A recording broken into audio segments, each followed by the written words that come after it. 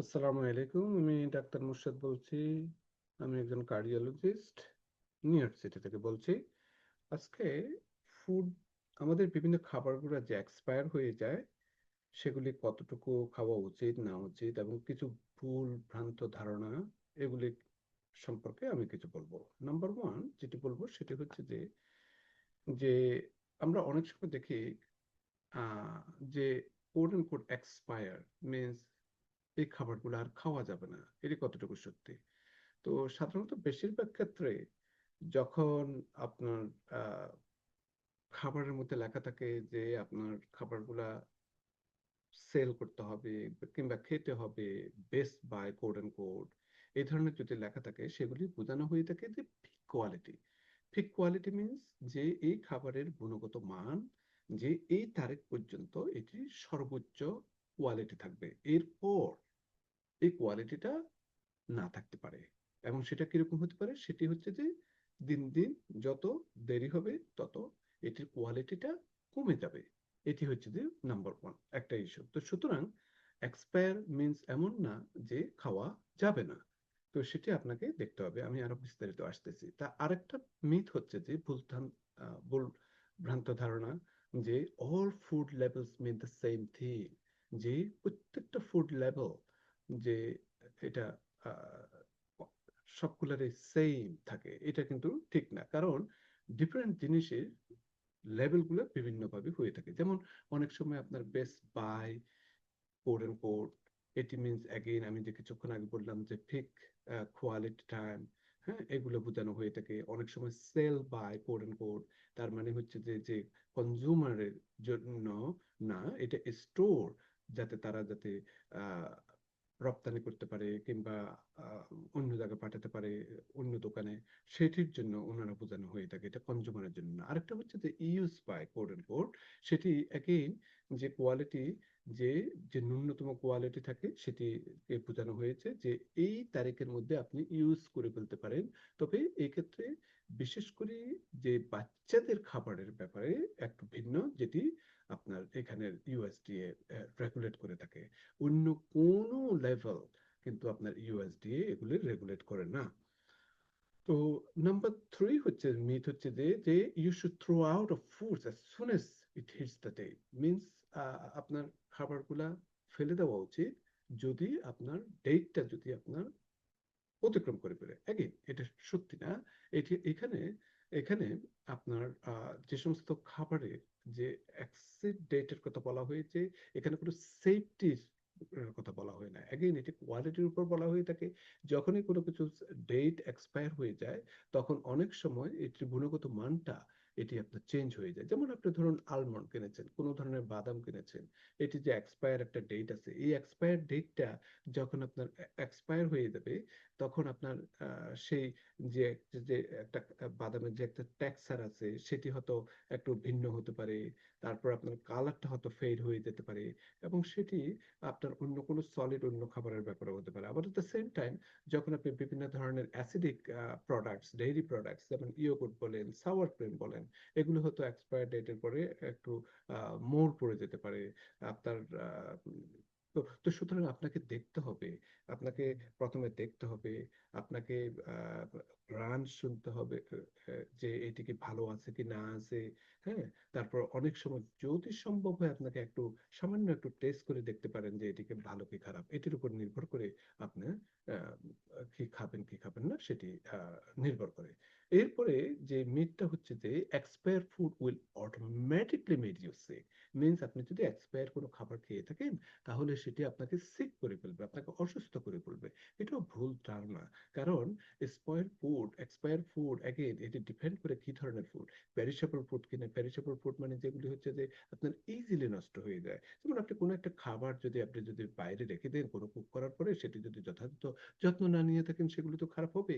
তারপর এবং সেটি তার মানে মানে এই নয় যে সেটি তো মাত্র কালকে রান্না করলেন, আজকে কিভাবে এটি নষ্ট হয়ে গেল। তো সুতরাং এটি নষ্ট হয়ে গেলে, এটি যদি গ্রান যদি ভালো না লেগে থাকে, এটি যদি আপনার টেস্টটা যদি ভিন্ন হয়ে থাকে, তাহলে তো আপনি খাবেন না।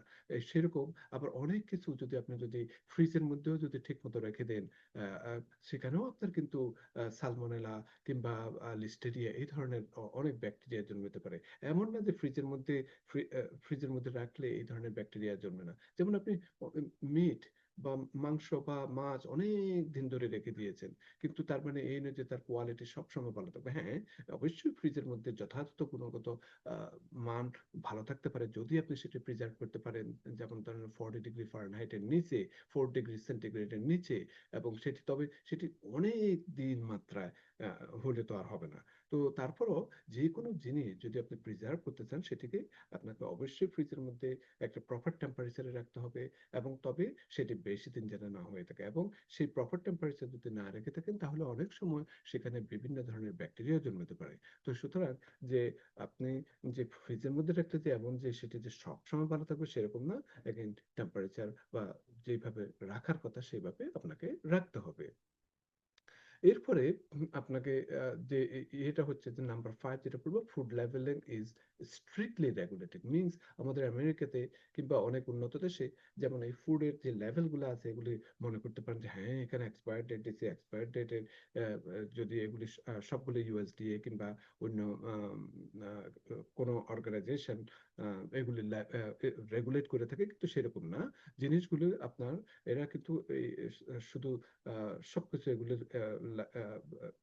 রেগুলেট করা হয় এক্সেপ্ট আপনার বেবি ফুড ছাড়া। তো সুতরাং আপনাকে বুঝতে হবে যে যে এগুলি এগুলি কিন্তু আপনাকে নিজেকেই পরীক্ষা করতে হবে। তো এরপরে আসুন আপনার এই যে আমি যে এত ফুডের কথা বললাম, তো কি ধরনের ফুড গুলা যে এক্সপায়ারের পরেও যাতে থাকা যায়, যেমন আপনার যেমন শেলফের মধ্যে যে সকল স্টেবল ফুড থাকে, তারপর এগুলি কিন্তু সচরাচর last longer than you think.